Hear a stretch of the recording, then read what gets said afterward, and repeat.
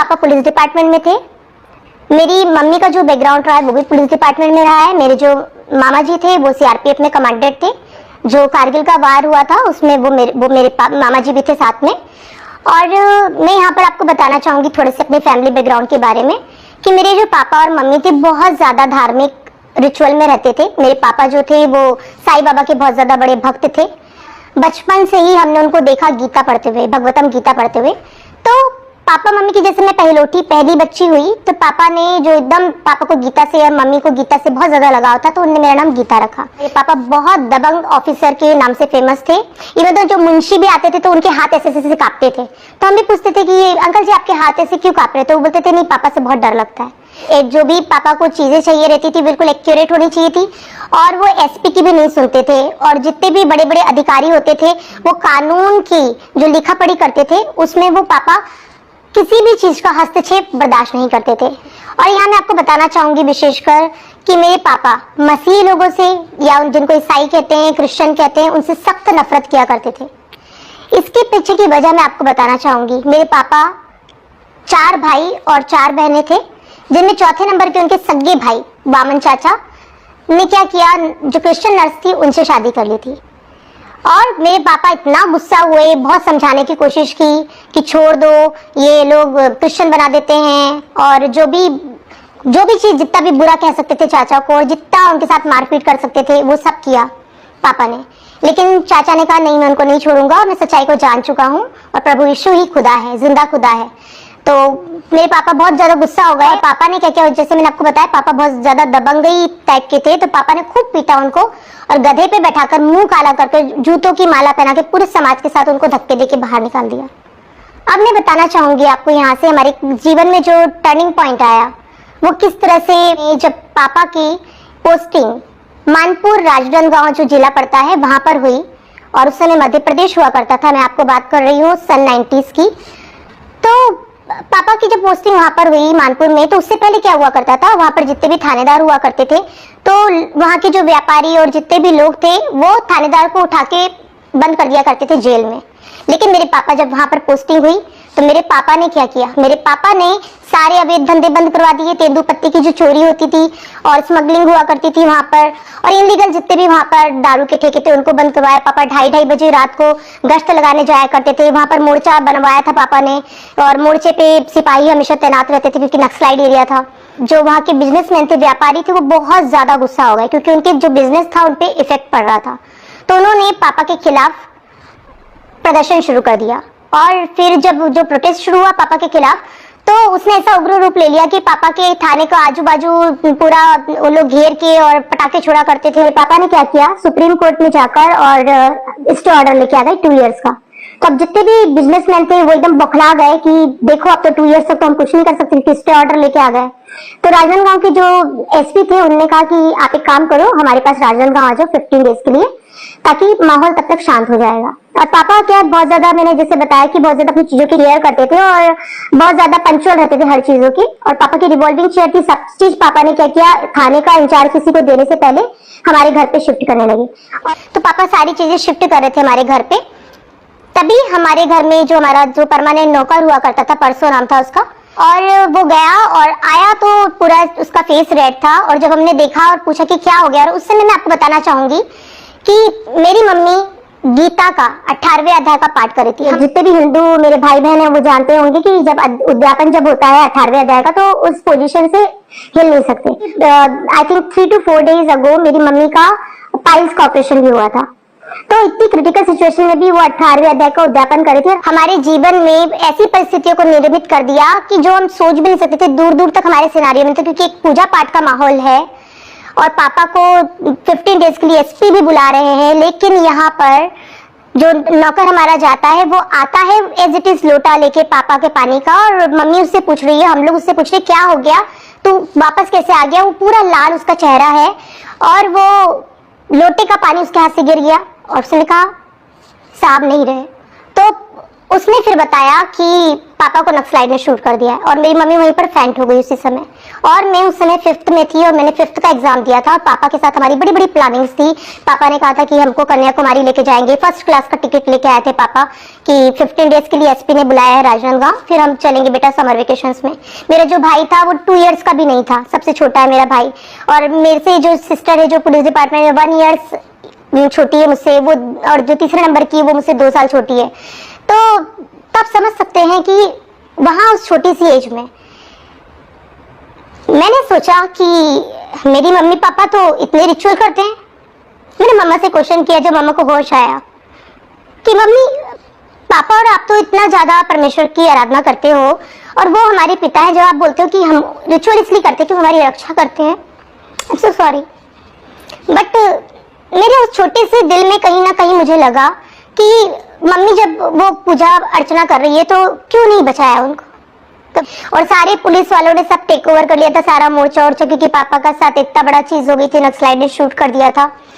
हमको था कि नहीं, वो जिनकी आराधना मम्मी कर रही है वो प्रोटेक्ट करने वाले हैं, लेकिन मम्मी ने कहा नहीं बेटा, पूर्व जन्म के कुछ पाप रहते हैं, उसके कारण हो सकता है। तो मैंने अपने मन को तसल्ली दी और मेरे मन में बचपन से ये चीज थी कि पूर्व जन्म के पाप है तो मैंने क्या पाप किया है, मैं कैसे अपने पापा को दूर कर सकती हूँ। और मुझे ये था कि मैं इतना स्पिरिचुअल बनूंगी, इतनी ज्यादा मैं पूजा पाठ करूंगी कि मैं अपने वो जन्म के जो पूर्व जन्म का मुझे कि रिकॉल हो जाए मुझे, और मुझे पता चल जाए कि मैंने क्या क्या पाप किए हैं और उसको कैसे ओवरकम कर सकती हूँ। बिलीव करेंगे कि गीता, भगवतम गीता मुझे 18वें अध्याय तक 7th में जब मैं आ गई तब मुझे कंठस्थ याद हो गया। गीता, भगवतम गीता, दुर्गा सप्तशती, शंकर चालीसा, हनुमान चालीसा तो बच्चों को नॉर्मल है, ओम भूर्भुवः से तो बच्चे होते तो कान में ही फूका जाता है। और यहाँ पर मैंने शंकर चालीसा, दुर्गा चालीसा, दुर्गा सप्तशती, भगवतम गीता 18वें अध्याय तक महात्मा के साथ सबको मैं प्रीच किया करती थी। और मैंने संस्कृत में, मैंने इतनी स्कॉलर बन गई, मैं संस्कृत में लोगों को फ्री में पढ़ाया करती थी कि ताकि मेरे ग्रंथ को, मेरे हिंदू जो शास्त्र है उनको लोग जाने। और मैं जब ढूंढती थी तो मुझे वहां पर कुछ नहीं मिलता था। मैं जब गीता पढ़ती थी तो गीता में लिखा गया है कि आपको खुद ही कोशिश करनी होगी। आपको अगर मोक्ष चाहिए, आपको पापों की क्षमा चाहिए तो आपको खुद को प्रयास करना होगा। तो जब हमारे पापा के साथ ऐसा हुआ और मम्मी जो टिपिकल हाउसवाइफ थी, और मेरी मम्मी बहुत ज्यादा सुंदर थी, तो मेरे पापा का ऐसा था कि मेरे पापा बाहर तक मम्मी को निकलने नहीं देते थे। वो टिपिकल लेडी। पापा के साथ अचानक ऐसे जो बड़ी बड़ी हम प्लानिंग्स कर रहे थे पापा के साथ कि हम ऐसे फ्यूचर को हम जिएंगे, और ऐसी लेविश लाइफ थी। 100 रुपीज हमारे लिए 1 रुपीज के बराबर हुआ करते थे। आप समझ सकते हैं उस समय में थाना प्रभारी क्या रसूख रखता था। तो बड़ी चीजें हुई। इस समय हमारे जो दादा दादी जो पापा थे, तो पापा के साथ वो बहुत अच्छी तरह से पेश आते थे। जब हमारे साथ वो आते थे, हमारे घर पे आते थे, तो हमें बहुत प्यार किया करते थे। लेकिन यहाँ पर अब जो सिचुएशन थी वो बिल्कुल अपोजिट हो चुकी थी। मेरी मम्मी जो बिल्कुल टिपिकल हाउसवाइफ, वहां मेरे दादा दादी ने भी उनसे फाइट शुरू कर दी पैसों के लिए। बड़ी दिक्कत हुई मुझे ये देखकर कि मेरे जो अपने दादा दादी, जो पापा जब थे तब बड़े अच्छे से प्यार से रहते थे हमारे साथ, हमको खिलाते थे गोद में, वो मम्मी से इस तरह से बिहेव कर रहे हैं। और लेकिन मम्मी ने डिसीजन लिया कि नहीं, मैं अपने बच्चों को पाल पोस के बड़ा करूंगी। और मम्मी ने फिर पुलिस डिपार्टमेंट में जॉब ली। और वहाँ के जो सीएम थे वो पापा को बेटा माना करते थे। तो मामा ने फिर उनको बोला कि नहीं, मुझे पुलिस डिपार्टमेंट में ही ऑफिस की जॉब चाहिए। मामा ने ऑफिस की जॉब ली ताकि हम लोगों को भी देख सके। और वहां से मम्मी की स्ट्रगल शुरू हुई।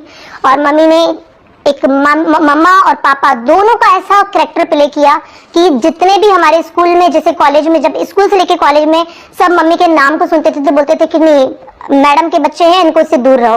तो यानी वो मम्मी ने वैसा दबंग बन गई मम्मी, और मम्मी ने सब चीज किया। अब मैं आपको यहाँ पर बताना चाहूंगी, जो मैंने आपको बताया नक्सलाइट ने पापा को शूट किया था, तो किस तरह से एक सिनारियो परमेश्वर के द्वारा ही बना। क्योंकि परमेश्वर क्या करते हैं, परमेश्वर जिंदा खुदा है।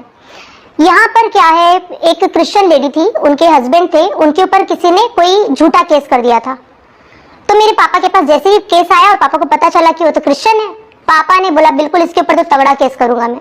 क्योंकि पापा को वो याद आ गया कि मेरे भाई को छीना है। मेरे पापा को सच जानना नहीं था, क्योंकि मेरे पापा कट्टर हिंदू थे। जैसे आज हम देख रहे हैं वातावरण है कि सनातन हिंदू धर्म, लोग सच्चाई को छोड़कर कि वो सनातन परमेश्वर परम पिता परमेश्वर है, उसको छोड़कर लोग क्या कर रहे हैं, आज मारकाट कर रहे हैं, झूठे आरोप लगा रहे हैं, झूठे आरोप लगाकर मसीहियों को जेल में बंद कर रहे हैं।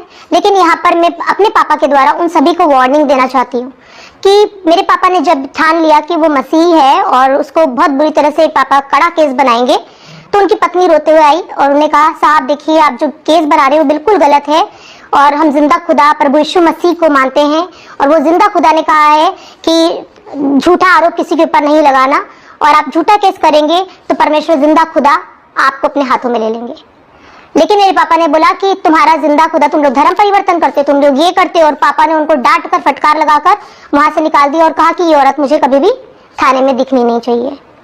और उसके बाद क्या हुआ, with in a 1 month naxalite ने पापा को शूट कर दिया, जैसा वर्ड कहा था। क्योंकि देखिए आज क्या हो रहा है, आज जो लोगों को मारा पीटा जा रहा है, झूठे धर्मांतरण का आरोप लगाया जा रहा है, तो मेरे पापा से उनको सीख लेनी चाहिए कि झूठ सत्य के आगे बिल्कुल शून्य है और सत्य ही विजय होता है। जैसे मैंने अपने बारे में बताया आपको कि मैं बहुत ज्यादा ही रिचुअल करती थी और भगवतम गीता कंठस्थ याद था, दुर्गा सप्तशती, दुर्गा चालीसा, शंकर चालीसा, इतने सारे कर्मकांड करने के बाद भी बचपन से मुझे एक काला साया परेशान करता था।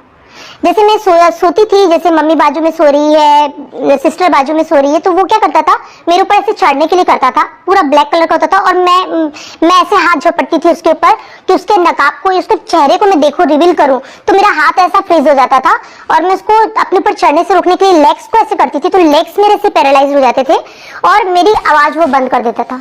और मैं गीता का कंटिन्यूसली 18वें अध्याय तक पाठ करती रहती थी, हनुमान चालीसा, दुर्गा चालीसा, ओम प्रभुआसा, सब चीज जितने मुझे याद थे मेरे रिलीजियस स्क्रिप्चर्स सब बोलती रहती थी। मुझे इतना दुख होता था, मेरी आंखों से ऐसे आंसू निकल रहा है, मेरी मम्मी बाजू में, मेरी आंखें ऐसे ऐसे होती थी कि मैं किसी को उठा लूं, मैं इतनी हेल्पलेस हो जाती थी कि मैं चाह रही हूँ, मेरी मम्मी बाजू में दिख रही है मुझे, मेरी सिस्टर मुझे बाजू में दिख रही है, मैं किसी को पुकार लूं लेकिन वो मुझे पैरालाइज कर देता था और मुझे इतना ज्यादा दुख होता था कि मैं इतना ज्यादा रिचुअल करती हूँ। मुझे लोग पंडिताइन के नाम से फेमस कर चुके थे कि आपके घर में तो पंडिताइन ने जन्म लिया है।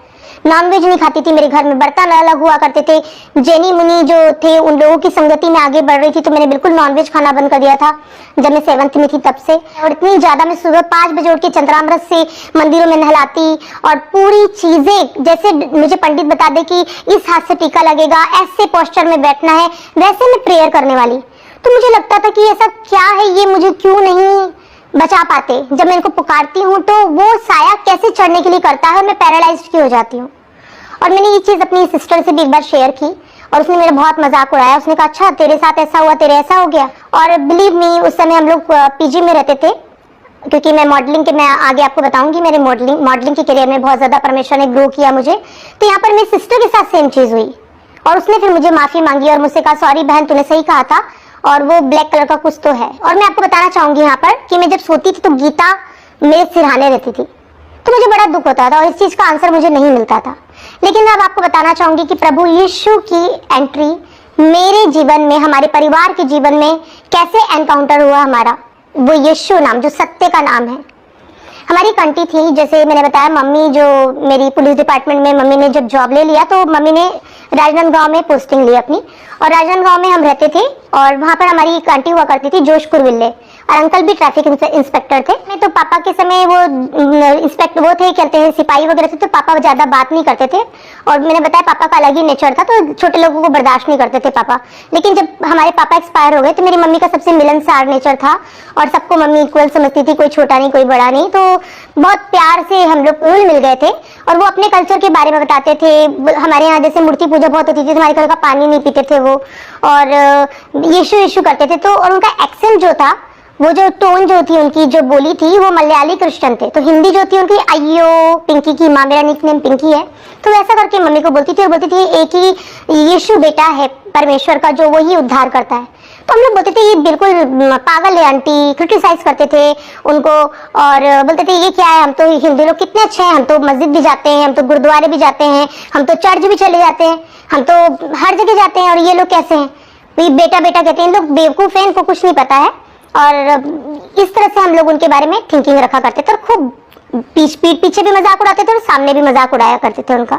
मेरी सिस्टर जो है वो इंडिया प्लेयर रही है, उसने 25 गोल्ड मेडल दिए, भावना नाम है उसका, और उसने नेटबॉल और बास्केटबॉल में कहते हैं स्टेट लेवल और इंडिया लेवल यहाँ उसने परफॉर्म किया और अपना बेस्ट दिया है।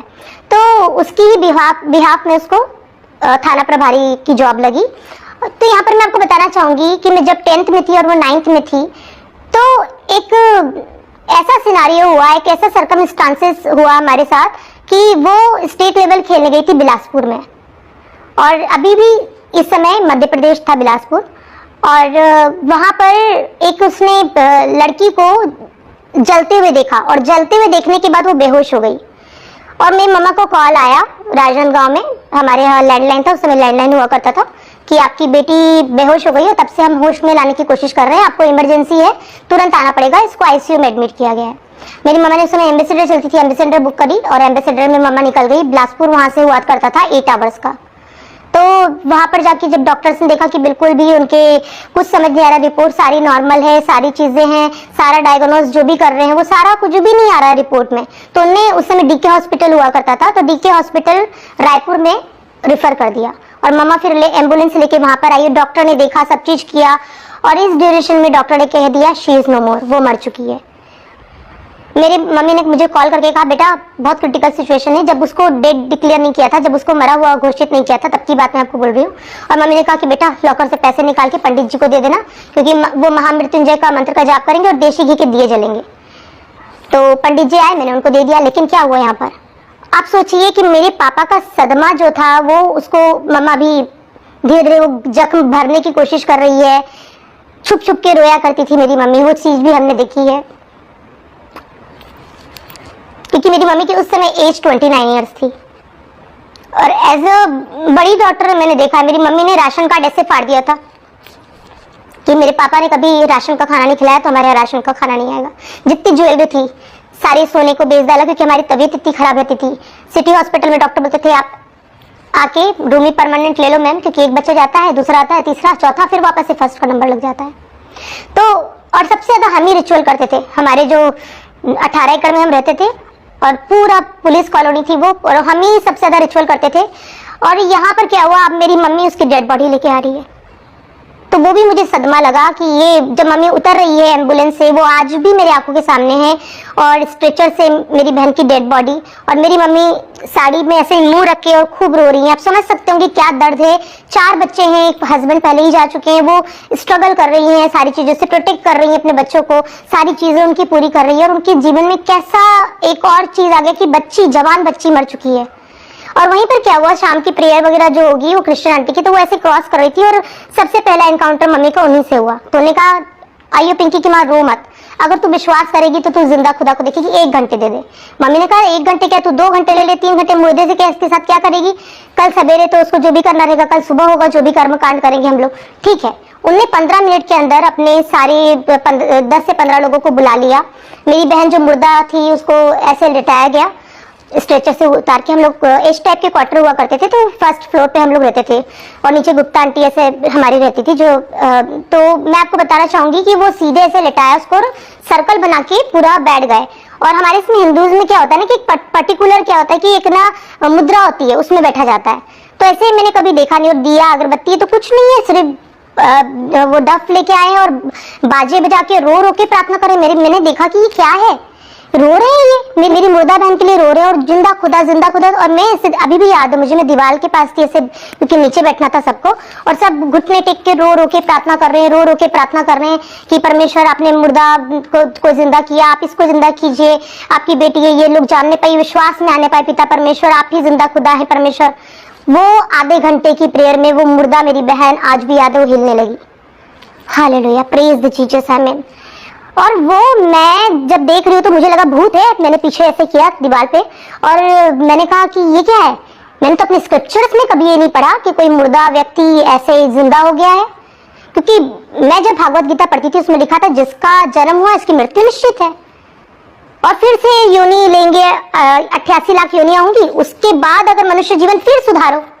तो ये मेरे लिए बड़ा अच्छा था कि बहुत सदमे टाइप का लगा मुझे कि ये क्या हो गया, ये मुर्दा, वो 1 घंटे में वो मुर्दा हमारे सामने जिंदा है, और हम उसको ऐसे देख रहे हैं, और वो बोलती है कि मैं शरबत बना के सबको पिलाती हूँ, आप लोग खाना खा के जाइए। जिंदा खुदा कौन है लोग कहते हैं, और यीशु मसीह। लेकिन अब मुझे क्या था कि मैं इतनी कट्टर थी, बहुत ज्यादा कट्टर। आप समझ सकते हैं कि मैं इतनी ज्यादा कट्टर थी, इतनी रिलीजियस थी कि मैं एक छोटा लाल रंग का पत्थर देख लो, ऑरेंज कलर का पत्थर देख लो, वहां पर ही माथा टेकती थी। तो आप समझ सकते हैं, मैंने ठीक है, मैंने बोला हाँ ये तो चमत्कार तो हुआ, मुर्दा तो मेरे आंखों के सामने जिंदा, इसको तो डिनाई नहीं कर सकती। और मैं जब मेरे पापा चले गए थे तो मैंने क्या किया था, शंकर को अपना पिता मानना शुरू कर दिया था। मैं शंकर को पिता मानती थी। कृष्ण मेरा फ्रेंड हुआ करता था, सबसे ज्यादा बेस्ट फ्रेंड, वो मुझसे बात किया करता था। मैं यहाँ पर आपको चीज बताना चाहूंगी, जब मैंने पवित्र शास्त्र बाइबल का अध्ययन किया था, मुझे पता चला कि वो फॉलन एंजल्स हैं और स्वर्गदूत हैं, गिराए हुए स्वर्गदूत हैं, वो बात कर सकते हैं, वो लोगों को भरमा भी सकते हैं। तो जैसे जस्ट लाइक मी, मेरे साथ था, मुझे क्योंकि कॉन्फिडेंस क्यों था, क्योंकि मुझे उससे बात करता था। लेकिन जब मैं जहाँ सिचुएशन ऐसे आती थी कि मृत्यु और जीवन की बात हो, तो वो साफ मुझे कहता था कि वो मृत्यु पर उसका अधिकार नहीं है, जिसका जन्म हुआ है उसकी मृत्यु होगी ही होगी। तो यहाँ पर मैं आपको बताना चाहूंगी, उस समय मैंने क्या सोचा कि इन लोग सन ऑफ गॉड बोलते हैं, पुत्र बोलते हैं, तो मैंने बोला कि ये लोग तो पुत्र बोलते हैं, लोग बेवकूफ हैं। ठीक है, मैं मानती हूँ कि इनका जो जीसस क्राइस्ट है वो सन ऑफ गॉड है, तो वो उनके पिता भी होंगे।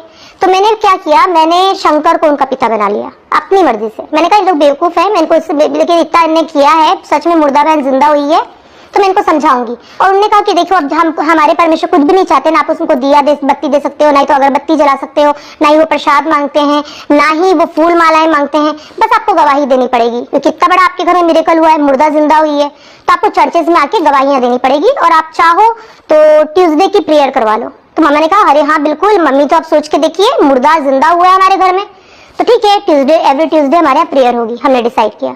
और फिर हम जब चर्चों में जाने लगे तो क्या होता था, मैं आपको बताऊंगी 3 बार मेरी लिए प्रोफेसी हुई।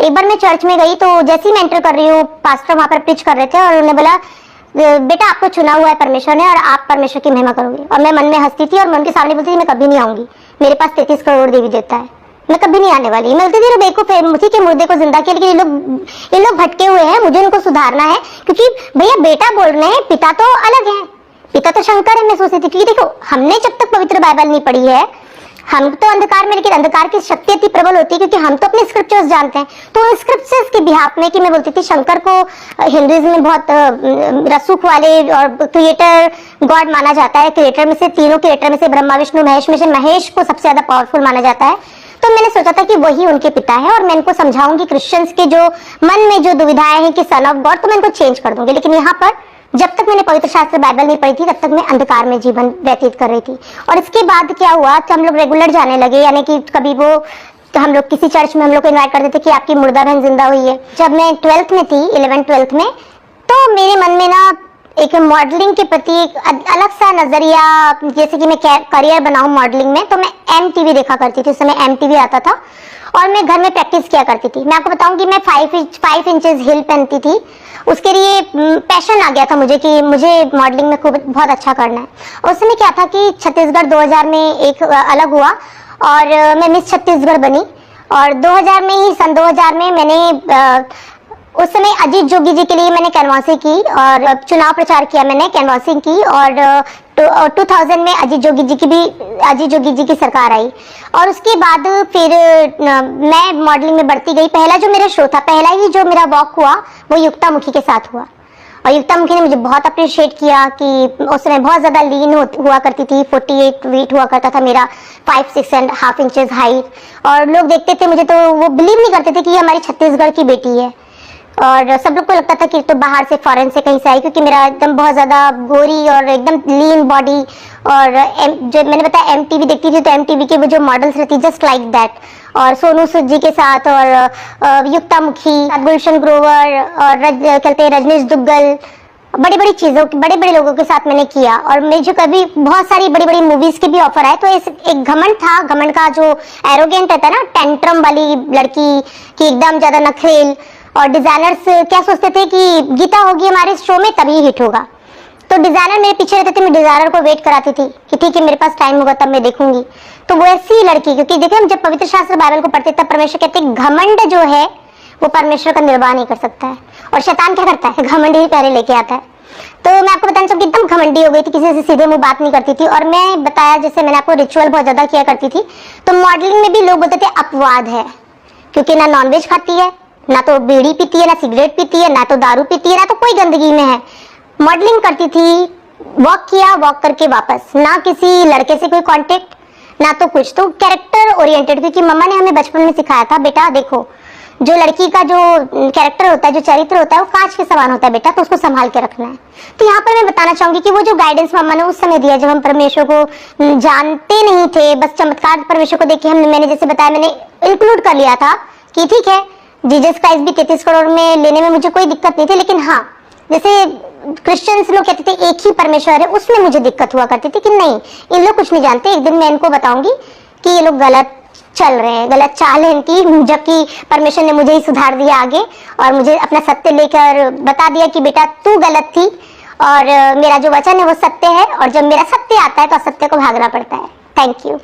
और इसके बाद क्या हुआ, फिर मैं आपको बताना चाहूंगी कि फिर 2004 में मैंने बीजेपी के लिए प्रचार किया, और चुनाव का जब प्रचार किया तो बीजेपी की सरकार आई, और फिर अब मेरा तो सीएम हाउस में मेरा गरबा भी खेलने जा रही हूँ मैं, और जितने भी गवर्नमेंट के प्रोजेक्ट थे सारे मुझको मिलते थे छत्तीसगढ़ के। सब जानते थे कि गीता अगर है, centre of the point Gita अगर है तो वो शो हिट है।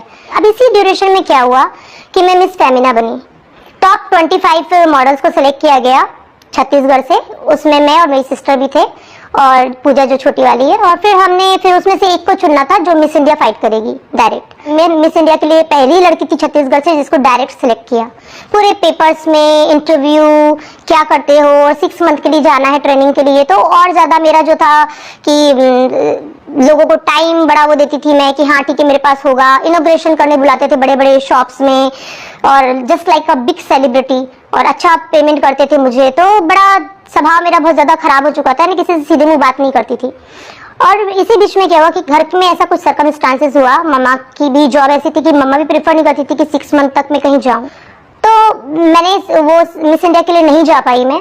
और उसके बाद क्या हुआ कि जिनने मिस न्यू फेमिना ऑर्गेनाइज किया था, उन्हीं के एक डायरेक्टर थे, उन्होंने एक शो ऑर्गेनाइज किया और उन्होंने कहा कि हम यहाँ पर ना मिस छत्तीसगढ़ करना चाह रहे हैं, और आपको हम चाहते हैं कि एज आ मिस फेमिना रही हुई है, मिस न्यू फेमिना रही हुई है, तो आप एक काम कीजिए, यहाँ जितने भी लोग उनको ट्रेन कीजिए और एज आ स्पेशल सेलिब्रिटी गेस्ट आप इसमें अपना अपीयरेंस दीजिए। तो मैंने कहा ठीक है, मैंने उनको अमाउंट वगैरह बता दिया, 1 मंथ का था मुझे मेरा कॉन्ट्रैक्ट हुआ उनसे। और इसी बीच में क्या हुआ कि वो जो डायरेक्टर था उन्होंने मुझे बोला कि आपका आना जाना बहुत हो जाता है, रायपुर और राजनांदगांव का डिस्टेंस काफी दूर है, तो आप यहाँ पर होटल प्रेफर कीजिए। तो मम्मा हमें कभी होटल में अलाउ नहीं करती थी, तो हमने फिर बोला कि नहीं हम तो होटल में नहीं रह सकते, मैं और मेरी सिस्टर जाया करते थे, साथ में रहते थे हम साथ में। तो उन्होंने कहा कि नहीं हमारा घर है, आप उसमें रह के देख सकते हैं, क्योंकि मेरी मम्मी है, मेरी और बहन है, उसकी भी मैरिज होने वाली है, आपको नहीं अच्छा लगेगा तो फिर आप जैसा बोलेंगे वैसा हो जाएगा, क्योंकि कम दिन बचे हुए हैं अभी और जितने भी मॉडल्स हैं उनको अच्छी तरह से ट्रेनिंग भी मिल जाएगी। तो उनका 3 मंजिला मकान था, उन्होंने जो 2nd फ्लोर था वो हमको दे दिया रहने के लिए, लेकिन उनकी मम्मी और बहन का नेचर काफी अच्छा लगा हमको और हम वहां पर ही रह गए, ठीक है। लेकिन इस बीच में क्या हुआ, उस लड़के को मुझसे प्यार हो गया और उसने क्या किया, कुछ समय बाद मुझे प्रपोज करा। और मैंने एकदम शॉक्ड रह गई, क्योंकि वैसे तो मैं जानती थी मॉडलिंग में इतने सारे लोग, लेकिन वो अलग नेचर का था और वो क्रिश्चियन था। मैं आपको यहाँ पर विशेषकर जोर देके बताना चाहूंगी कि वो क्रिश्चियन था, क्रिश्चियन बैकग्राउंड से था।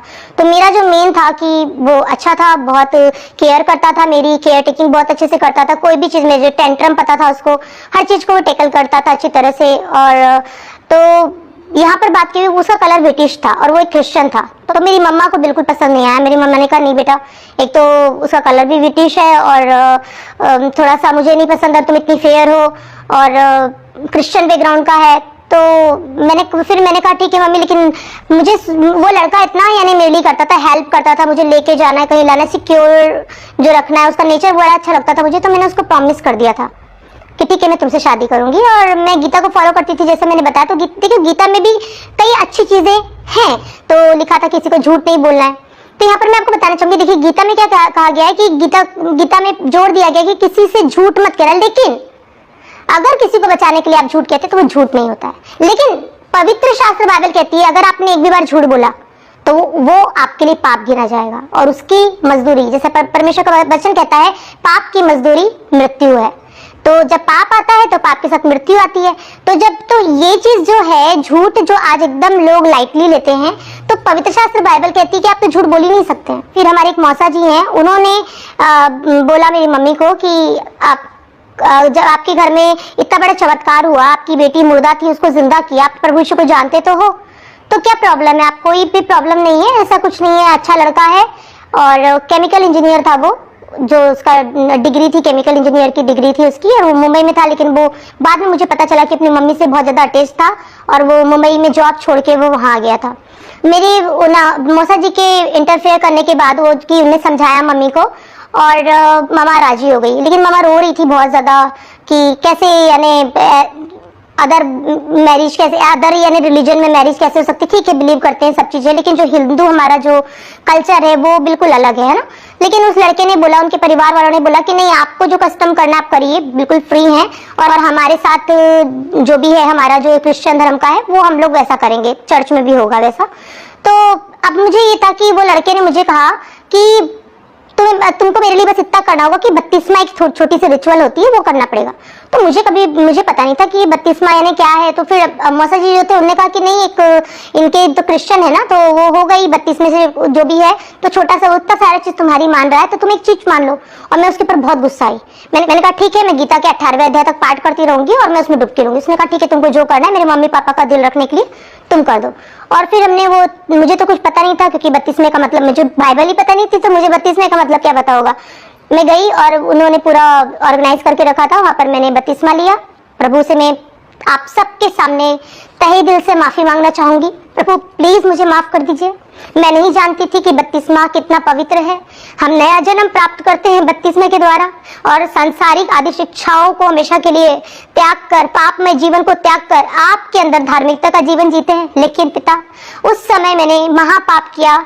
गीता के 18वें अध्याय तक मैं उसको करती रही, मुझे 32वें की वैल्यू पता नहीं थी। आज मैं जानती हूँ कि पिता पुत्र पवित्र आत्मा जी के द्वारा जब हम परमेश्वर के सनातन सत्य को जान लेते हैं कि प्रभु यीशु मसीह हमारे पापों के लिए आए, मारे गए, गाड़े गए, तीसरे दिन जिंदा हुए, ताकि हम अब पापों के लिए मरकर, संसार की आदि शिक्षाओं के लिए मरकर, प्रभु यीशु मसीह के द्वारा अनंत जीवन के लिए आज से जिस दिन 32वां होता है उस दिन से प्रभु यीशु के लिए जिए।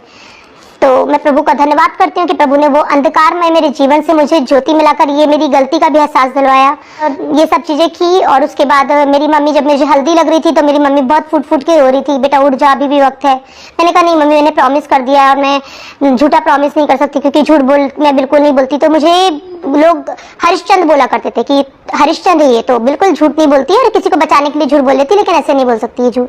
कि उस लड़के ने जब मुझे प्रपोज किया था तो वो स्मोक करता था, चेन स्मोकर था। तो मुझे स्मोकिंग बिल्कुल पसंद नहीं, शुरू से मेरी किसी से भी लड़ाई हो जाती थी। कोई स्मोक करता हुआ दिख जाए तो मैं उससे लड़ लेती थी। और ओकेशनली ड्रिंक करता था, मुझे ड्रिंकर्स बिल्कुल पसंद नहीं थे कि मैं कोई मेरा लाइफ पार्टनर हो कि वो ड्रिंक करे या स्मोक करे। तो उसने कहा था कि नहीं मैं बिल्कुल छोड़ देता हूँ, मैं कहते हैं तुमको बहुत ज्यादा प्यार करता हूँ और तुम जो कहोगी वो सब मैं करूंगा। और उसने छोड़ दिया, बोला उसने वैसा। और फिर जब हम गोवा गए तो फिर काफी देर तक वो आधे घंटे तक एब्सेंट रहता था। मैं सोचने लगी कि क्या ऐसी चीज है, वो हाफ एन आवर तक दिखता नहीं मुझे। तो जब हम क्रूज पे थे तो मैं नीचे की तरफ, मैंने बोला बहुत देर हो गई, जाके देखो, तो वो स्मोक करते हुए पकड़ा गया। और मैं खूब रोई। मैंने बोला कि तुमको पता था कि मेरे को स्मोकर्स पसंद नहीं है, मैं बिल्कुल बर्दाश्त नहीं करती, तुमने ऐसा क्यों किया, क्यों झूठ धोखा दिया। तो उसने कहा कि नहीं बताता मैं तुमको ये झूठ नहीं बोलता और मैं तुमको सच बता देता तो तुम मुझसे शादी नहीं करती। वहां मुझे था कि मैं इसको छोड़ दूंगी, अब मैं नहीं रहूंगी। फिर उसने मुझसे माफी मांगी, उसने कहा कि नहीं मैं बिल्कुल कोशिश कर रहा हूँ, मैं बिल्कुल छोड़ दूंगा।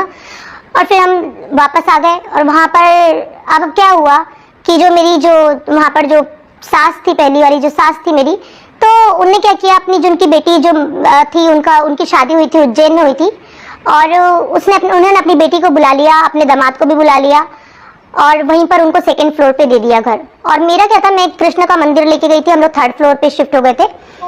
उसको बेबी होने वाला था, तो उसको बुलाने के बाद वहां पर ही उनको सेटल कर दिया और पूरे घर का काम मुझसे करवाती थी उनकी मम्मी, खाना पीना, किचन सब अलग होने के बाद भी। और यहाँ पर ये भी नहीं, उनके घर में सारी उनकी जो बहन थी उनकी चला करती थी, उनकी बेटी की चला करती थी मेरे। तो मैं सोचती थी कि ये क्या है, यानी मुझे तो था कि हस्बैंड है और वाइफ रहेगी, मम्मा पापा रहेंगे उनके, और उनके पापा जो थे वो एरिगेशन में ई थे और जगदलपुर में पोस्टेड थे। फिर मुझे बाद में उनके पापा जब आए तो उन्होंने मुझे, जैसे बैठे हुए थे तो उन्होंने बताया कि उनका लड़का कुछ करता ही नहीं है, वो उन पे डिपेंडेंट है। तो मैं यहाँ पर शौक पे शौक लग रहा था मुझे कि ये दुख, यानी ये क्या है, झूठ पे झूठ, यानी जो नींव रखी गई है, मैं इतना सच पे चलने वाली और ये लड़का तो झूठा है। मैं यहाँ पर आपको जोर देना चाहूंगी इस बात पे कि आप क्रिश्चियन को मत देखिए, मसीही लोगों को मत देखिए, नहीं तो आप ठोकर खाएंगे। मैं आपको एग्जाम्पल देना चाहती हूँ, हमारे जो महात्मा गांधी जी हैं उन्होंने जब भारत को आजाद करवाया तो उन्होंने गीता के द्वारा भारत को आजाद नहीं करवाया। उन्होंने पवित्र शास्त्र बाइबल के नए नियम को पढ़कर एक गाल पे कोई थप्पड़ मारे तो दूसरा भी आगे कर दो। आप हिंसा से दूर रहो। ये कहां से? ये प्रभु यीशु के वचन को उन्होंने लिया और उन्होंने वो शांति का पाठ पढ़ाया। जब वो अपने कहते बैरिस्टर की डिग्री लेने गए थे साउथ अफ्रीका में, तो चर्च में गए, वो इतने प्रभावित हुए, लेकिन उनका जो अटायर था, जो उनका गेटअप था, उसको देख के क्या किया, चर्च ने उनको अलाउ नहीं किया। वहां पर उन्हें ठोकर खा ली। उन्हें कहा क्रिश्चियंस बहुत वो हैं। अब उन्होंने क्या किया, जो महिमा प्रभु यीशु को मिलनी थी, प्रभु यीशु के न्यू टेस्टामेंट को मिलनी थी, नए नियम को मिलनी थी, जिनसे उन्हें भारत देश को आजाद करवाया, उन्होंने गीता को लेकर शुरू कर दिया। वर्ड कहां से कोट कर रहे हैं वो? पवित्र शास्त्र बाइबल से। जितने भी आप महात्मा गांधी जी के वर्ड्स को देखेंगे वो वर्ड ऑफ गॉड है, जिससे आज हमने स्वतंत्रता प्राप्त की है। तो जब हम चीज देखते हैं तो कहाँ यहाँ पर ठोकर खाने का कारण हुआ? वो क्रिश्चियन लोग। यहाँ पर मेरे जीवन में कहाँ से ठोकर लगी? एक क्रिश्चियन फैमिली से। कोई उनको बुलाता भी था, सरमन होता था या प्रेयर मीटिंग होती थी, तो वो क्या करते थे कि बाइबल को लेकर वो कार में राउंड लगाते रहते थे जब तक कि वो आवाज खत्म ना हो जाए। और जब खाने का एग्जैक्ट टाइम होता था तो हो जाते थे, तो मजाक उड़ाती थी, मन में सोचती थी कि क्या है।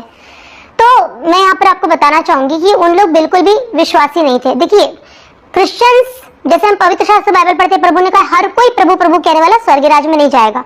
तो क्रिश्चियन जो है वो नामधारी क्रिश्चियन है, अगर आप उनको देख के ठोकर खा रहे हैं तो ये क्या है?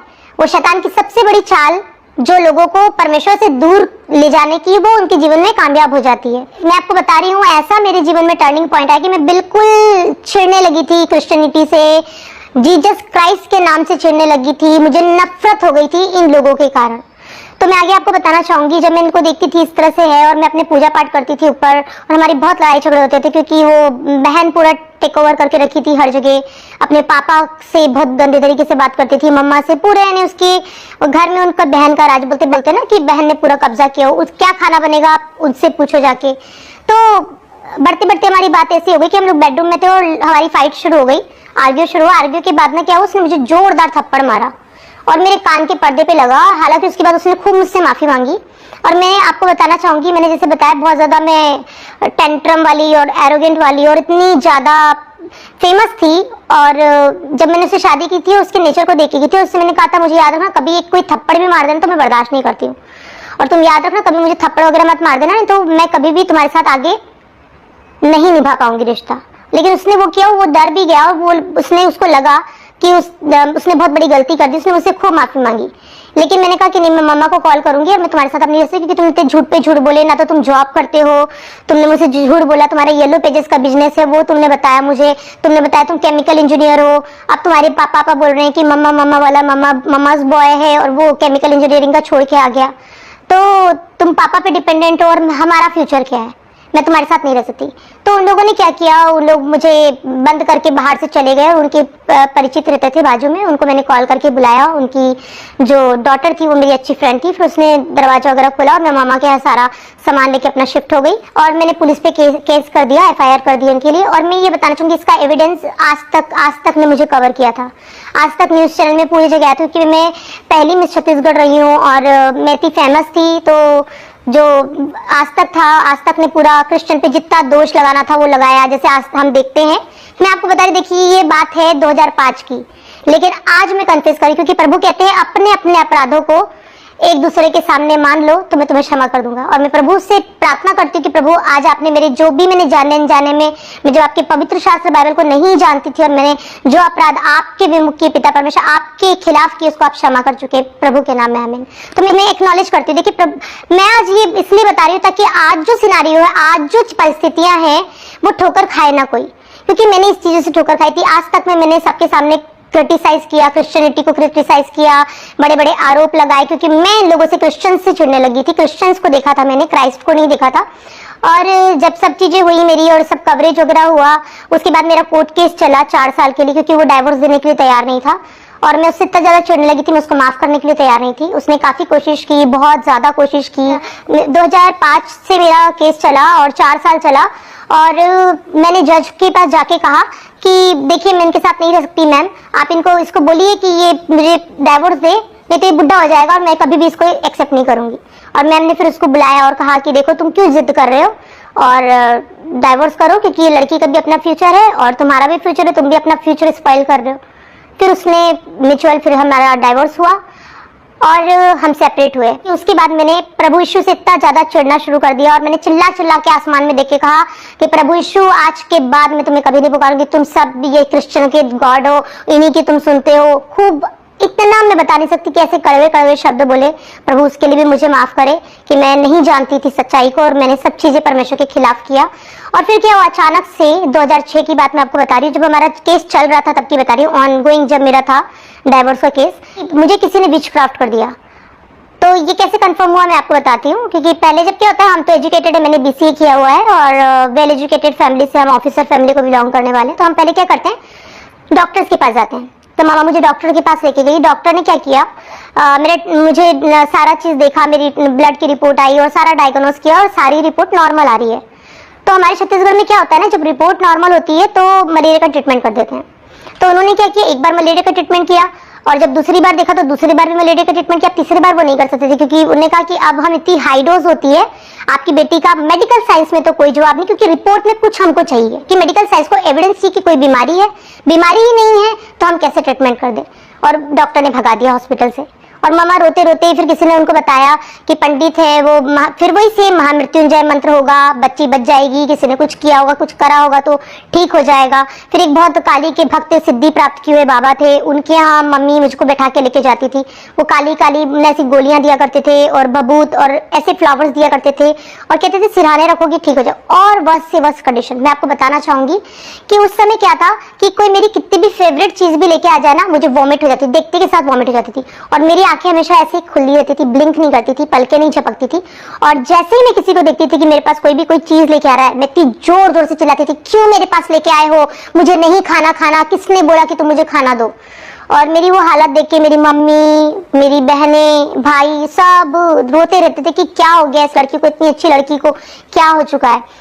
और मैं आपको बताना चाहूंगी कि इसके बाद क्या हुआ कि किसी ने सजेस्ट किया कि एक ना मस्जिद है, वहां पर बैठ के पानी पीते हैं तो हीलिंग होती है। फिर मम्मा मुझे वहां लेके गई। फिर किसी ने बताया कि वो मौलाना है, एक वो तावीज बना के देते हैं, इसे कागज का होता है, उसमें कुछ ना लिखा रहता है उर्दू में और उसको डुबा के पानी में डाल के पीना रहता है, वो भी क्या। और बस से बस कंडीशन, पानी भी मेरी, यानी समझ लीजिए आपकी पानी का भी अगर मैं एक सिप भी ले लूं तो वो भी वोमिट हो जाता था मुझे। तो अब 15 डेज हो चुके थे। और हाँ, मैं आपको बताऊंगी इसके बाद गुरुद्वारा का कड़ा प्रसाद और वो पाठ वगैरह करवाते हैं, मेरी मम्मी ने सब किया। लेकिन मैंने क्या बताया आपको कि मैं क्रिश्चियन लोगों से चिढ़ चुकी थी और मैंने कहा था चर्च कभी नहीं जाऊंगी। और मैंने ये कहा था मेरे 33 करोड़ देवी देवता मेरे लिए सक्षम है, मैं जीसस क्राइस्ट, मुझे यीशु मसीह आपकी कभी जरूरत नहीं पड़ेगी, कभी भी नहीं पड़ेगी। लेकिन यहाँ देखिए मेरे टर्निंग पॉइंट, जो मेरे फेथ में मैं कैसे आई कि हाँ एक ही परमेश्वर जो सुनते हैं। पहले मेरे फेथ में जो इजाफा हुआ उससे हुआ कि एक परमेश्वर है जो मेरी मुर्दा बहन को भी जिंदा कर सकता है और एक वही परमेश्वर यीशु है जो मेरे इस सर्कमस्टांसेस को, इस परिस्थिति को, विपरीत परिस्थिति को डॉक्टर जवाब दे चुका है। डॉक्टर कह चुके मेडिकल साइंस में कोई आंसर नहीं है। गुरुद्वारे, मस्जिद, बाबा, महामृत्युंजय मंत्र, प्रसाद वरसाद सब करके देख चुकी मेरी मम्मी। अब क्या होता है, मैं मम्मा को बोल रही हूँ कि मम्मा मैं कल मर जाऊंगी और मेरी एक एक बोन्स को कोई गिन सकता था, मेरी अब आवाज भी निकलना बंद हो गई थी और मुझे कोई बैठाता था तो आजू बाजू लोडर लगाता था और फिर मुझे बैठाता था कोई। तो मेरी सिस्टर उस समय इंटर्नशिप कर रही थी स्पोर्ट्स में, जो पुलिस डिपार्टमेंट में है, भावना। और उसने क्या किया, स्कूल में जाके बताया, सेंट पॉल स्कूल हमारे जस्ट बाजू में हुआ करता था, वहां पर उसने बोला, सबको बताया मेरी बहन बड़ी कठिन सिचुएशन में है और वो बोल रही कि कल मर जाएगी। तो क्रिश्चियन दी थी, रश्मि लाजरस नाम है उनका। और उन्होंने फिर बोला अरे ऐसे कैसे, हमारा तो जिंदा परमेश्वर है। तो उन्होंने बोला कौन सा, फिर भावना तो जानती थी, भावना को तो नया जन्म दिया परमेश्वर ने। तो भावना ने बोला कि दीदी प्लीज आप चल सकते। बोले ये क्या बात है, चलो मैं चलती हूँ आपके घर में। और जस्ट बाजू में हमारा घर था, क्योंकि पुलिस के बंगले मिलते हैं ना, तो बस 2nd नंबर का बंगला हमारा था। तो वो आई, 10:30 का टाइम था और जैसे ही वो आके खड़ी हुई उन्होंने कहा प्रेज द लॉर्ड, प्रभु यीशु मसीह की जय हो और प्रभु यीशु तुमसे प्यार करते हैं।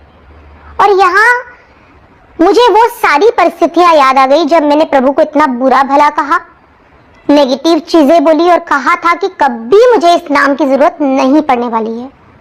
और मेरे अंदर ऐसा लगा किसी ने कुछ मुझे टच किया और मैं इतना रोई, इतना रोई, इतना रोई, मैं आपको नहीं बता सकती हूँ। जिस नाम का मैं इनकार कर रही थी, मुझे घमंड था अपने हिंदू धर्म के देवी देवताओं पे, 33 करोड़ देवी देवताओं पे, आज सब साथ छोड़ चुके हैं, मुझे पता है कल मैं मरने वाली हूँ, ये दीदी आके कह रही मुझे कि प्रभु यीशु मुझसे प्यार करते हैं। और वाकई में मैं तो गई नहीं उनके पास, लेकिन वाकई में उनका प्यार ऐसा है कि वो अपनी बेटी को भेज रहे। उन्होंने मेरे पे सर पे हाथ रखा और कहा बेटा बैठो। मैंने कहा कि दीदी मैंने बोल ही नहीं सकूँ, मेरी बहन इशारे से कन्वे कर रही है कि ये नहीं बैठ पाएगी। उन्हें लोडर रखा, पवित्र शास्त्र बाइबल रखी और कहा कि उनको दिख रहा था सब चीज, उन्होंने मुझे बताया सारा चीज कि इनने तुम्हारे ऊपर विचक्राफ्ट किया है, और मुझे पता था कि वो कौन है। लेकिन प्रभु ने कहा मैं जानती हूँ, और वो जो सुन रहे हैं मेरी टेस्टिमनी सुनेंगे वो भी एक्नॉलेज करेंगे कि मुझे पता है। प्रभु ने सब चीज बता के रखा है कि कौन क्या करता है, क्योंकि प्रभु अपने लोगों को जाहिर करने वाले परमेश्वर, वो जिंदा खुदा है। तो मुझे पता था कि दीदी ने जो जो बोला है वो बिल्कुल सही है, कि किसी ने खाने में मिला के मुझे क्या खिलाया है। और उन्हें कहा कि बस तुम एक काम करना, यीशु मसीह के पवित्र लहू की जय बोलना। अब आप देखिए, सुनिए, इतनी दवाइयाँ, कड़ा प्रसाद, चूरण, गोलियां, पत्ते, फूल और सारी बबूत वबूत सब फेल। वो मौलाना के तावीज, मस्जिद का पानी, ईच एंड एवरीथिंग। यहाँ चर्च नहीं गई थी मैं। प्रभु की बेटी आके मुझे बोल रही सिर्फ यीशु मसीह के पवित्र लहू की जय बोला। मैंने कहा देखो सब तो साथ छोड़ चुके हैं, और ये प्रभु यीशु जो मुझसे प्यार करते हैं बता रही हूँ, वाकई में मैंने तो इनको छोड़ दिया था, लेकिन ये सच में मुझसे इतना प्यार करते हैं। मैं दहाड़े मार मार के, जैसे छोटा बच्चा रोता है ना, वैसे मैं रोने लगी। 10:30 का टाइम था, 10:30 से मैंने बोलना शुरू किया यीशु मसीह के पवित्र लहू की जय, यीशु मसीह के पवित्र लहू की जय, यीशु मसीह के पवित्र लहू की जय। और वो कंटिन्यूसली, वो मैं बोल तो नहीं, अंदर ही अंदर मन ही में बोल रही थी कि मेरी शक्ति नहीं थी कि मैं बोल पाऊँ। और वो 10:30 से 4:30 to 5 o'clock के बीच का टाइम था। ऐसे मेरे अंदर सामर्थ्य आई और मैं उठकर अपने ऐसा नया बल प्राप्त दे दिया मुझे यीशु पिता ने। मेरी मम्मी सेकंड रूम में थी और रो रही थी। हमारे घर में मातम पसरा हुआ था, क्योंकि मम्मी ने जो सिचुएशन मेरी देखी थी और जो मैं बोल चुकी थी कि मैं मरने वाली हूँ, और सब चीज जो थी विपरीत परिस्थिति में, मम्मी को आप समझ सकते हैं कहाँ से उम्मीद होगी। मम्मी ने ठीक है प्रेयर तो करके गए, लेकिन वो क्या है कि इतने ज्यादा ट्रस्ट था नहीं मम्मी को। मम्मी रो रही थी वहां पर।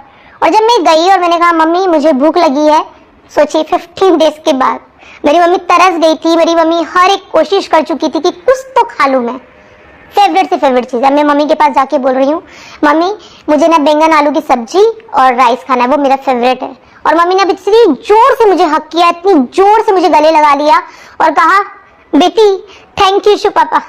सच में आप सोच सकते हैं एक माँ जो हर एक कोशिश कर चुकी है अपनी बच्ची को सामने हर एक पकवान रखने की, हर एक तरीका, कोई सी ऐसी चॉकलेट हो, कोई सी ऐसी चीज हो बस खा ले।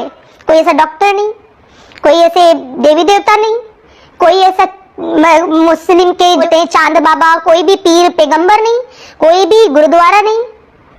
और प्रभु यीशु ने सेम डे मुझे मेरे पैरों पर खड़ा कर दिया, जो डॉक्टर नहीं कर सका, मेडिकल साइंस नहीं कर सका। और मैंने देखी, फिर भी हम लोग क्या करते हैं, गलती करते हैं। मैंने सोचा ठीक है देवी देवताओं ने तो मेरी नहीं सुनी, लेकिन मैं तो मूर्ति पूजक थी, बहुत ज्यादा रिचुअल करती थी। तो मैंने कहा ठीक है मैं अपनी रिचुअल भी क्या करूंगी, लेकिन मांगूंगी सिर्फ यीशु मसीह से, क्योंकि जो देवी देवता वो तो मेरे सुनते नहीं, क्योंकि मैं बहन भी मर गई तब प्रभु ने किया और मैं मरने वाली, मुझे पता है। डॉक्टर ने जवाब दे दी सब चीजें देख के। मैंने कहा ठीक है अब मैं सब चीज करूंगी, अपना सारा जैसे करती आई हूँ करूंगी, लेकिन मैं बाइबल को भी ऐसे खोलूंगी और खोल के जो मेरे लिए आ जाएगा मैं उसको पढ़ूंगी। ये मैंने किया। और फिर सेम चीज उनने भी कहा चर्च में आपको गवाही देने, क्योंकि गवाही किसी आप कुछ नहीं दे सकते। परमेश्वर कहते हैं धन्यवाद का बलिदान चढ़ाओ, क्योंकि परमेश्वर बोलते सब चीज मेरे हाथों का बनाया हुआ है, तुम मुझे क्या दे सकते हो, मुंह की जो कुर्बानी है वो तुम चढ़ाओ। और तब मैंने फिर अपने रिचुअल जारी रखा। और फिर यहाँ पर मैं बताऊंगी, जैसे अब 2010 की बात है और मैं अपनी लाइफ में आगे बढ़ रही थी और मैंने सोच लिया था कि मैं कभी शादी नहीं करूंगी। लेकिन क्या होता था, मैं जॉब भी करती थी तो वहां पर जो मेल पर्सन होते थे वो गलत नजर से देखना शुरू कर देते थे, और जो मेरे कोलीग होते थे वो मुझे प्रपोज करना शुरू कर देते थे। और मैं मम्मा को सब बताती थी, तो मम्मा ही बोलती थी बेटा देखो भाई छोटा है, इसकी भी शादी हो जाएगी और कल को बहू भी आएगी, तो अलग से एक चीज हो जाता है कि माहौल अलग हो जाता है बेटा। तो तुमको तुम्हारा घर जो गलती हो गई ठीक है हो गई, वो कहीं तुमको यूज करने के लिए सोचते हैं, तो गलत जो नजर है उनसे बचने के लिए मैं तुम्हारी शादी कराने के लिए मैट्रिमोनियल में देती हूँ। मम्मा ने मैट्रिमोनियल में दिया। और मेरी दूसरी शादी जो हुई वो मेरे हस्बैंड कट्टर हिंदू फैमिली, सेम हम लोगों का, क्योंकि मैंने क्या बताया आपको, मैंने सोचा था कि प्रभु यीशु तो सब चीज करने वाले हैं, और मैं क्रिश्चियन से एज इट इज था कि क्रिश्चियन लोग सही नहीं है, लेकिन प्रभु यीशु तो बिल्कुल सच्चे परमेश्वर है। तो ये मेरे माइंड में चल गया था बिल्कुल कि हाँ सबको, अब मुझे ये समझ तो आ गया था कि हाँ क्रिश्चियंस को मैं नहीं देखूंगी, मुझे सिर्फ प्रभु यीशु को देखना, प्रभु यीशु से मैं मांगूंगी, बाकी भी कर्म कांड करती रहूंगी। 2010 में फिर मम्मा ने देखने के लिए बुलाया हस्बैंड और उनकी मम्मा और पापा को, और चट मंगनी पट भी चाहा उनने। फिर हमारा आर्य समाज में शादी हुई। आप समझ सकते हैं, देखिए अभी भी पता चल गया प्रभु के बारे में, लेकिन अभी भी हम क्या कर रहे हैं, वही सब कर्म कांड में है। तो फंस के रहते हैं हम लोग, यानी खिंचाव कुछ ऐसा है कि वो मूर्ति पूजा बाहर नहीं आने देती, वो सिनारियो जो है, वो जो हिंदुइज्म का जो है, तो हम सनातन धर्म तो बोल रहे हैं लेकिन सनातन परमेश्वर उसमें से गायब है। क्योंकि जब हम पवित्र शास्त्र बाइबल को पढ़ते तब पता चलता है सनातन ईश्वर यहोवा यीशु मसीह नासरी जी है। आमीन। तो यहाँ पर फिर क्या हुआ, हमारी शादी हुई आर्य समाज में, और वो एयर इंडिया में वर्क करते हैं, तो एयर इंडिया में बहुत अच्छी पोस्ट पे हैं। और एयर इंडिया में वो उनका मुंबई बेस था, तो मुंबई फिर हम शादी होके आ गए। मेरे हस्बैंड जो बिल्कुल हमारा स्वभाव नहीं मिलता था, 90% परमेश्वर ने उनको बिल्कुल अलग स्वभाव दे दिया, जो बिल्कुल मैं सोच भी नहीं सकती कि यानी परमेश्वर ने कितना महान अनुग्रह किया। तो और उनसे फिर मुझे ट्विन डॉटर्स हुई, हमारी नवंबर में शादी हुई, और फिर फरवरी में मैंने कंसीव किया, और नवंबर में फिर मुझे बेबीज हुए, ट्विन डॉटर्स हुई मुझे। सोचिए परमेश्वर ने ट्विन डॉटर्स की ब्लेसिंग दी मुझे। मुंबई में जब हम रहते थे तो मेरे हस्बैंड को सस्पेंड कर दिया गया था, और फिर हमें लोगों ने काफी टाइम हो गया, 1 साल हो गया ऑलमोस्ट, और हमारा पर मंथ का खर्चा 2.5-3 लाख रुपए होता था। ट्विन डॉटर्स और डायपर्स एंड सारा पैकिंग वाला फूड, किसी चीज में कॉम्प्रोमाइज नहीं कर सकते, क्योंकि जो भी उनसे जो मिस्टेक हुई थी वो लंदन में हुई थी, क्योंकि उनकी ओवरसीज की फ्लाइट रहती, तो लंदन में उनसे जो हुआ था तो काफी इशू हो गया था उस चीज का। तो उनका कोई फ्रेंड था, उन्होंने बोला कि त्र्यंबकेश्वर जाओ आप, त्र्यंबकेश्वर में 3 दिन की पूजा अर्चना होती है, उसके बाद आप जैसे ही आते हो तुरंत के तुरंत आपके काम बनने शुरू हो जाते हैं। तो मेरी सास ससुर जो है उनको भी फोन कर दिया गया, मेरे इन-लॉज को, वो आ गए वाया रोड, हम लोग फिर शिरडी शनि सिंगापुर ये सब होते हुए हम लोग त्र्यंबकेश्वर गए, और 3 दिन की पूजा अर्चना थी वहां पर। और वो नाले जैसा गंदा पानी हुआ करता है वहां का, और वहां पर मुझे व्हाइट कलर की साड़ी, उसकी रेड बॉर्डर होती, वो पहन के उसमें डुबकी लगा के निकल के, और वो शंकर की परिक्रमा करके सारा कुछ करके 3 दिन हम लोगों को। और पंडित ने कहा कि देखो आप जाओगे और गुड न्यूज आएगी, और आपका रिज्वाइनिंग हो जाएगा, वापस से आपकी नौकरी मिल जाएगी आपको, और आप 6 महीने के बाद फिर से आना और फिर से आके ये सेम पूजा होगी। फिर जैसे ही हम मुंबई पहुंचे तो हस्बैंड जब लॉक खोल रहे थे, तो यहाँ पर आप ध्यान दीजिएगा कि पंडित ने जो कहा था जैसे ही आप घर जाओगे आपको गुड न्यूज मिलेगी। और जैसे ही मेरे हस्बैंड लॉक खोल रहे थे तो इनके फ्रेंड का कॉल आया दिल्ली से, और उन्होंने कहा कि देखो 6 मंथ से आपको 1 ईयर लग सकते हैं। अब आप सोच सकते हैं कि मुंबई जैसे शहर में रह रहे हैं और इतना ज्यादा खर्चा है, ये तो बैड न्यूज से भी बैड न्यूज थी हम लोगों के लिए, कि दिल ऐसे टूट गया।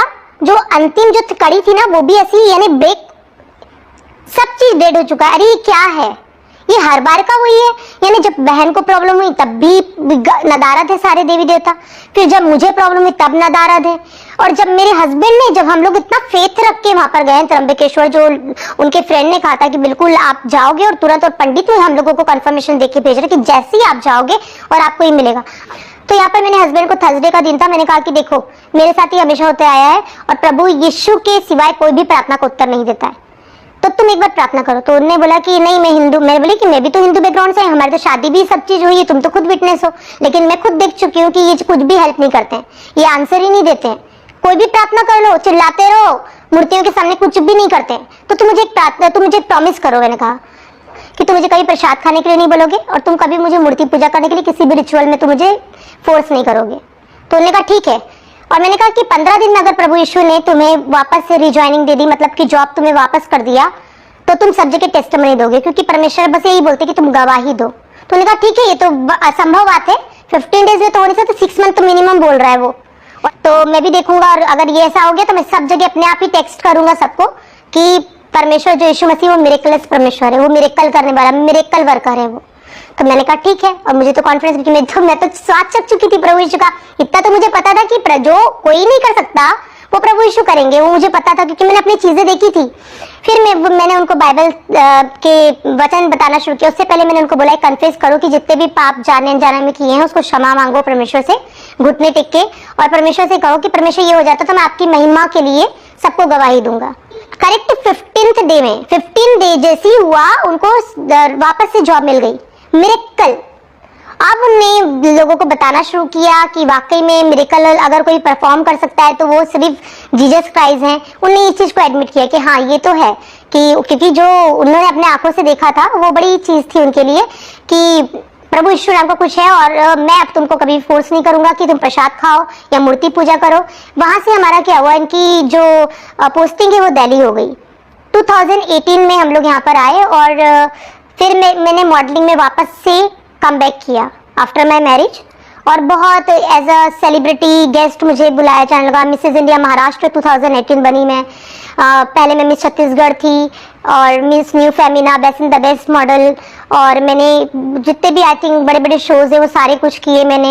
और यहाँ पर मैंने प्रसाद खाना बंद कर दिया, मूर्ति पूजा बंद कर दी, लेकिन स्टिल मैं अपने बच्चों को राधा बना देती थी, दिवाली मनाती थी, होली मनाती थी, सब चीज करती थी। और मैं सोचती थी कि मैं प्रभु को जानती हूँ, क्योंकि मैं बाइबल नहीं पढ़ पाती थी। बाइबल जब मैं पढ़ती थी तो मुझे बहुत लेंदी लगता था और मेरे सर के ऊपर से जाता था, तो मुझे नींद आनी शुरू हो जाती थी और मैं सोचती थी कि नहीं बाइबल ठीक है, प्रभु को जानती हूँ। और हमारे बच्चे हमेशा हॉस्पिटलाइज हुआ करते थे। मेरे हस्बैंड जैसी फ्लाइट्स आते थे वो बोलते थे कि मैं परेशान हो गया हूँ, जैसे ही आता हूँ बच्चों को हॉस्पिटल में एक को करता हूँ दूसरे को, तो परेशान हो चुके थे हम लोग। लेकिन सच्चाई उस समय मुझे पता नहीं थी कि क्यों बच्चों के साथ ऐसा हो रहा है, या फिर मुझे हॉस्पिटलाइज होना पड़ता है तो मैं क्यों हॉस्पिटलाइज हो रही हूँ। तो जब ये 2020 की बात है, जब लॉकडाउन शुरू हो गया, मैं आपको उस समय की बात बताऊंगी। मेरे साथ बहुत अद्भुत चीज हुई, हेवनली थिंग हुई मेरे साथ, मैं आपसे शेयर करना चाहूंगी। मैं अपने घर पे वार्डरोब पे कपड़े रख रही थी और कपड़े को तय करके फोल्ड कर रही थी और मुझे एक डिवाइन हेवनली वॉइस आई, यानी स्वर्गीय आवाज, जो इस कायनात में तो कहीं मैंने से सुनी नहीं। इतनी प्यारी फ्लावर जैसी आवाज, तो पवित्र शास्त्र बाइबल को उठा, पवित्र शास्त्र बाइबल तुझे उठाएगी, प्रभु यीशु की तेरे लिए योजना है। और मैं ऐसे देख रही हूँ और फिर आगे वो वॉइस मुझसे बातें कर रहे हैं और कह रहे हैं कि तू नए नियम से पढ़ना, नए नियम के बाद पुराने नियम को पढ़ना, प्रभु यीशु की तेरे लिए कोई योजना है। और फिर मैं सीरियसली बता रही हूँ, मेरे हाथ में वो कपड़े हैं, मैं राउंड राउंड लगा रही हूँ और मैं सोच रही हूँ ये कहाँ से ये वॉइस आ रही। और तब मैंने सीरियसली लिया, वो मेरी लाइफ का फेथ में जो बिल्कुल रूटेड फेथ होता है, जो एकदम जमा हुआ यानी बोलते दृढ़ जो विश्वास होता है, उसमें मेरे बढ़ने की पहली कड़ी थी जब मैंने वो हेवनली वॉइस को सुना उस लॉकडाउन के पीरियड में। और मैंने सीरियसली लिया और मैंने नए नियम को निकाला और नए नियम को पढ़ना शुरू किया। और मैंने पढ़ना शुरू किया, फिर मैंने पुराना नियम पढ़ना शुरू किया। और जब मैं लेवे व्यवस्था और जब मैं व्यवस्था विवरण पढ़ने लगी तो मैं फूट फूट कर रोने लगी कि मैंने तो इतनी सारी गलतियां कर दी, मैंने तो इतने सारी चीजें जो प्रभु यीशु को पसंद नहीं है वो सब कर दिया। प्रभु तो कहते हैं कि तू उस देवी पे पांव मत रखना जहां पर मेरे नाम की महिमा ना हो, पराये देवी देवताओं को मत पूजना। मैंने सारी चीजें करी और जो बीमारियां आती थी तो मैं सोचती थी कि ये बीमारियां क्यों आ रही हैं। और प्रभु यीशु की एक डिवाइन वॉइस आई और उन्होंने मुझसे बातें करना शुरू किया और कहा कि 2006 में तुझे किसने जिंदा किया। मैंने कहा प्रभु यीशु आपने। तो प्रभु यीशु ने कहा तेरा जीवन किसका है। मैंने कहा प्रभु यीशु आपका जीवन। मैं उस चीज को भूल चुकी थी कि जिस महान सर्वशक्तिमान प्रभु याहवे यीशु मसीह नासरी जी ने मुझे नया जीवन दिया, मैं सांसारिक चीजों में खुशियां ढूंढ रही थी। प्रभु यीशु ने अनोखे रूप से मेरे हृदय को परिवर्तित किया और मैंने कहा प्रभु यीशु पिता अब से मेरा हर एक जीवन का एक एक पल आपके लिए होगा पिता। मैं आज जो जिंदा हूँ वो मैं आपके लिए हूँ। फिर मैंने बोला प्रभु मैं आपके लिए हर कदम उठाऊंगी पिता परमेश्वर, मैं आपके लिए खड़े रहूंगी, क्योंकि उस समय जब मैं मुर्दा स्थिति में थी तब आपने उस मेरे मरणहार देह को अपनी अनोखी योजना के तहत ही परमेश्वर मेरे अंदर प्राण को वापस डाला है पिता परमेश्वर, मुझे नया जन्म दिया है पिता परमेश्वर। ये जीवन आपको बिलोंग करता है। फिर मैंने घर पे जब दिवाली आने वाली थी उसी समय मेरे बच्चों का भी बर्थडे था और मैंने अपने हस्बैंड को बोला कि नहीं मैं तो पार्टी कर नहीं हो सकती इसमें। तो उनको बहुत ज्यादा गुस्सा आ गया, क्योंकि उन्होंने कहा कि देखो जब तक तो तुम प्रसाद नहीं खाती थी, मूर्ति पूजा नहीं करती थी, तब तक तो ठीक था, लेकिन अब तुम ये चीज इतनी बड़ी चीज बोल रही हो। तो उन्होंने क्या किया, सारे मेरे फैमिली मेंबर्स को मैसेज कर दिया कि मेरे घर को गीता ने कब्रिस्तान बना दिया। ये बोलती है कि दिवाली नहीं मनाऊंगी, क्रैकर्स नहीं लूंगी और बच्चों का बर्थडे है, बच्चों से भी खुशियां छीन रही है। तो मैं बहुत रोई। मैंने बोला प्रभु यीशु पिता, आपका वचन तो कहता है पिता परमेश्वर कि मेरे लिए खड़े रहना, और आपका वचन सत्य पिता परमेश्वर, आप मुझे बताइए कि मैं क्या करूं। और मैं उस समय लॉकडाउन था, तो मैं सारी चीजें घर में प्रिपेयर करती थी। मैं केक प्रिपेयर कर रही थी अपने बच्चों का। मेरी मम्मा का कॉल आया। मेरी मम्मी ने बोला तूने बेटा क्या करके रखा है घर का माहौल, इतनी छोटी तेरी एज है और तू अभी ये सब क्या कर रही है, अपनी घर गृहस्थी पे ध्यान दे। तेरे हस्बैंड का मैसेज आया है, उसने कहा है कि तू दिवाली मनाने से मना कर रही है, तेरे को तो पूजा पाठ थोड़ा करने के लिए मना करता है। वो क्रैकर्स लेने दे, नए कपड़े लेने दे, न्यू क्लॉथ वगैरह बच्चों को लेने दे। बच्चों ने भी मना कर दिया, क्योंकि बच्चों को भी मैंने परमेश्वर का वचन बताना शुरू कर दिया था। मैंने कहा मम्मी, परमेश्वर का वचन कहता है कि बच्चों की हृदय रूपी पटिया पर भी मेरे वचन को लिख दे, ताकि उससे दाएं और बाएं न मुड़े और कभी ठोकर न खाने पाए। तो मम्मी, मैं परमेश्वर के वचन को जब तक नहीं जानती थी, मैंने बहुत ज्यादा अनाज्ञाकारिता की है। लेकिन मम्मी, अब जब मैं जान चुकी हूँ, तो परमेश्वर का वचन कहता है कि कदाचित तुझे अपने माता पिता को भी त्यागना पड़े, तो उसके लिए भी मैं प्रिपेयर हूँ। तो मेरी मम्मी को बहुत गुस्सा आ गया। मैंने कहा आज के बाद तो मुझे फोन मत लगाना, क्योंकि तू इतनी बड़ी बात बोल रही है। तो मुझे इतना ज्यादा मुझे वो टीच कर रहा था कि मेरी मम्मी ने मुझे बोला कि तू जाके पेड़ के नीचे बैठ जा और बाइबल ले और बाइबल का प्रचार करना शुरू कर दे, तू पागल हो चुकी है। और वो मुझे इतना टीस कर रहा था, मैं रात भर रोती रही 4 घंटे। और 4 घंटे के बाद मेरे नाक मुंह सबसे, यानी जो रोते ना एकदम भयंकर वाला रोना, मैं बस एक ही चीज बोल रही थी, प्रभु यीशु मुझे बताओ, पिता पिता मुझे बताओ, आपका वचन तो सत्य है। मेरी मम्मी ने मुझे ऐसा बोला, मैंने कहा प्रभु आप मुझे बताइए, आपका वचन कहता है कि जब मेरे पीछे चलोगे तो तुम्हें संसार का इनकार करना पड़ेगा। अब पिता मुझे आप बताइए। आप बिलीव कीजिए, 4 घंटे के बाद मैं ऐसे अचेतन हो गई, और प्रभु यीशु पिता का पवित्र शास्त्र बाइबल खुला हुआ है। येलो कलर के पेजेस हैं, एक तरफ क्रॉस बना हुआ है, क्रॉस के बाजू में ब्लड का एक ड्रॉप है, ब्लड के ड्रॉप के अंदर से वाटर निकल रहा है, यानी खून है, खून के अंदर से पानी निकल रहा है। और वो समय क्या हुआ कि प्रभु यीशु पिता स्वयं आकर खड़े हो गए, और हमारे बीच में नेट का दुपट्टा है ब्लू कलर का, और इतनी खूबसूरत लाइट, इतनी खूबसूरत, पूरा ऐसा प्रकाश मैं आपको बता नहीं सकती, पूरी दुनिया में ऐसा प्रकाश नहीं है। और जैसे सूर्य की रोशनी से क्या होता है कि आंखें चुंध जाती, लेकिन ये प्रकाश जो था वो ठंडक देने वाला था। यीशु पिता ने मुझे अपनी आंखें याद रखने दी, क्योंकि प्रभु ने कहा कि तू अगर मेरा फेस देखना चाहती है, रूबरू तू मेरे साथ अनंत काल का जीवन जीना चाहती, तो मेरे पीछे हो ले। परमेश्वर ने बैक टू बैक मुझे 3 दर्शन दिए। सेकंड जो दर्शन हुआ वो प्रभु ने मुझे बताया कि प्रभु ने कहा कि मैंने पूरी मानव जाति के लिए अपने आप को दे दिया, उनके पापों से मैंने उनको उद्धार का नया मार्ग दिया, लेकिन मेरे बच्चे मुझे पिता ना कहकर पराये लोगों को पिता कह रहे। और पिता बहुत ज्यादा रोए, यीशु पिता ने बहुत ज्यादा रोया, और मैं भी रोई। परमेश्वर ने मुझे कहा बेटा मेरे हाथों को देखो, छिदे हुए हैं, मेरे पाँव को देखो, छिदे हुए हैं तुम्हारे कारण। हर एक मानव जाति के लिए मैंने पूरा छुटकारा कर दिया है, लेकिन मेरे बच्चे आज भी शैतान को अपना पिता कहते हैं। सच में वो बहुत रोते हैं हमारे लिए, मेरे प्रियो बहुत रोते हैं, क्योंकि उन्होंने सब कुछ पूरा कर चुके हैं। अब कुछ भी नहीं बचा। मानव जाति की एक ही होप है, एक ही आशा है, प्रभु यीशु मसीह नासरी जी। बैक टू बैक जो मैंने आपको बताया, जुलाई में मुझे तीसरा दर्शन जो हुआ कि प्रभु यीशु एक व्हाइट कलर के हॉर्स में है, और वो आए। प्रभु ने कहा ये मेरा पवित्र वचन है, जीवित वचन है, और इससे तू दाएं मत मुड़ना और बाएं मत मुड़ना, मैं जगत के अंत तक तेरे साथ रहूंगा। और प्रभु ने हॉर्स घुमाया और प्रभु चले गए, और मैं बस ऐसे देखती रह गई प्रभु को। और मैं इतनी लालची हो गई, मैं उसके बाद बता रही हूँ आपको, रातों रात जग के मैं प्रभु से बोलती थी, प्रभु आप एक बार और दिखाई दीजिए, एक बार और दिखाई दीजिए। नहीं, उनसे मिलने का एडिक्शन हो चुका था मुझे। तो मैं रात को ऐसे जब सब सो जाते थे, हस्बैंड सो गए, बच्चे सो गए, मैं सोफे पे आती थी और रात भर जग के प्रार्थना करती, प्रभु यीशु पापा एक बार और दर्शन। फिर मुझे पवित्र आत्मा पिताजी ने डांट लगाई। प्रभु ने कहा धन्य वे हैं जिन्होंने बिना देखे विश्वास किया, और तूने देख भी लिया तब भी तू हट कर रही है। तो मैंने फिर प्रभु से माफी मांगी, कान पकड़े, और मैंने कहा सॉरी यीशु पापा, अब आपने कहा है कि आप मुझे पवित्र शास्त्र बाइबल से बात करेंगे, और फिर आप मुझे, मैं बता रही हूँ, उस समय मेरे जीवन में बिल्कुल टोटली परिवर्तन हो गया।